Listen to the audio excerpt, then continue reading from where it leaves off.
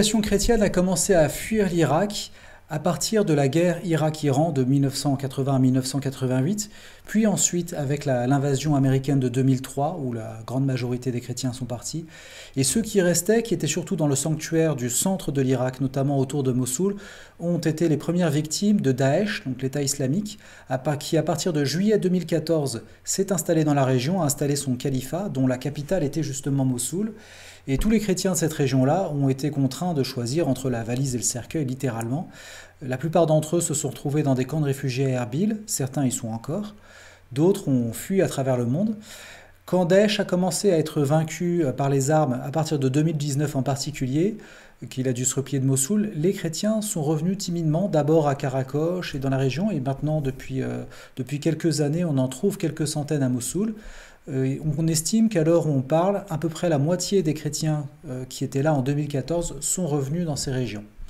Et ce sont des régions qui sont hautement symboliques pour l'implantation des chrétiens dans le Moyen-Orient. Je vous disais que Mossoul est hautement symbolique parce que Mossoul, dans la Bible, c'est Ninive, et donc la ville de Jonas en particulier, on se souvient de l'épisode de Ninive. Mossoul contenait la tombe de Jonas, justement, qui était célébrée, qui faisait l'objet de processions dans les trois grandes religions monothéistes de la région, donc l'islam sunnite, l'islam chiite, mais aussi les chrétiens, qui pouvaient se retrouver autour du même sanctuaire. C'était intolérable, évidemment, aux yeux de l'État islamique, qui s'est empressé de dynamiter le tombeau. Il est actuellement reconstruit avec les éléments qu'on a pu retrouver. Et la tombe de Jonas, comme un certain nombre d'éléments, montre bien que la ville de Mossoul a toujours été un carrefour. C'est un point d'entrée, un point de passage d'un côté à l'autre de l'Empire perse. Actuellement, c'est un point de passage pour aller vers la Syrie. Et même plus récemment, ça a été un lieu de prédilection pour les missionnaires occidentaux, en particulier les dominicains. C'est à Mossoul que la première imprimerie de Mésopotamie a été construite, ce qui a permis aux chrétiens de la région d'accéder plus facilement aux livres saints. C'est aussi à Mossoul qu'il y a eu la première école pour filles, ça n'existait évidemment pas du tout avant au Moyen-Orient, donc ça a été au XIXe siècle. Et c'est à Mossoul qu'a été construite la première horloge, importée là aussi par des missionnaires français principalement, qui ont bâti l'église Notre-Dame de l'Heure, qui, comme son nom l'indique, est une église dotée d'un clocher avec une horloge. L'horloge pointait dans les quatre directions de façon à ce que toute la ville puisse y accéder. Et l'idée, c'était d'en faire un bien commun et que, quelle que soit la communauté à laquelle on appartienne, on puisse utiliser cette horloge. Et comme le disaient les missionnaires à l'époque, de toute façon, le clocher est pointé vers le ciel, donc pointé vers Dieu, et tout le monde peut s'y retrouver.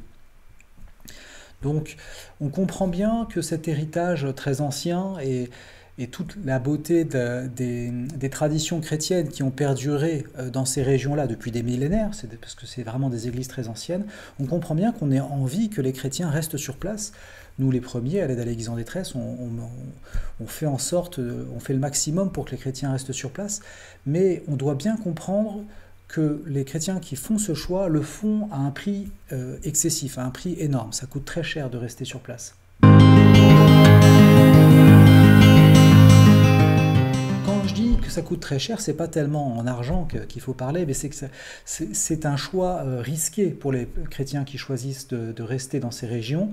D'abord parce qu'il y a une insécurité, le pays est très loin d'être stable, l'administration irakienne reste excessivement fragile.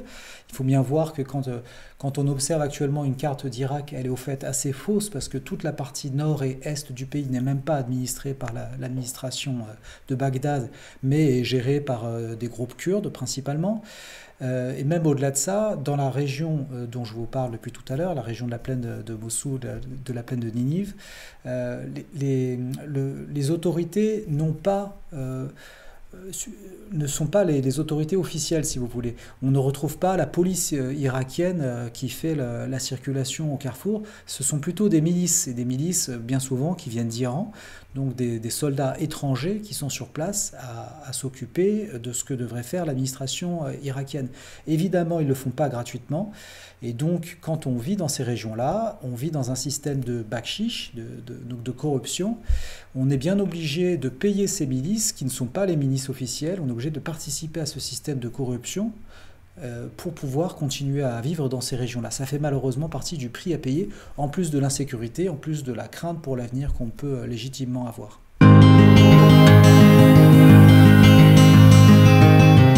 pas penser que la présence chrétienne dans cette région est condamnée. Les chrétiens ont travaillé trop dur, il y a trop de volonté de rester pour imaginer que du jour au lendemain les chrétiens souhaitent partir. Il y a des jeunes chrétiens en particulier qui font le choix très courageux de s'installer en couple, de trouver du travail dans cette région-là et qui tiennent mordicus à cette région. Donc c'est ce qui nous fait espérer, malgré tout ce que j'ai dit auparavant, que les chrétiens ne sont pas condamnés à disparaître de cette région, parce que ce serait une catastrophe évidemment pour l'Église, ce serait une catastrophe pour eux, mais ce serait aussi une catastrophe pour le pays, parce que les communautés chrétiennes dans ces pays-là ont un rôle à part, un rôle de passeur, parce qu'ils peuvent s'entendre avec toutes les communautés différentes. Ils ont aussi un niveau d'éducation souvent supérieur à la moyenne, et donc ils occupent des fonctions très importantes pour l'équilibre irakien. Un autre élément qui me fait penser que les chrétiens, malgré tout, veulent rester et vont rester, c'est qu'on voit beaucoup d'installations de jeunes couples, de jeunes familles dans ces régions-là. À Karakoche, l'an dernier, on a célébré 500 mariages, donc ce qui est beaucoup pour une ville de seulement 40 000 habitants. Et là, je vous parle de 2014, donc maintenant il y en a moins. Donc 500 mariages, c'est beaucoup.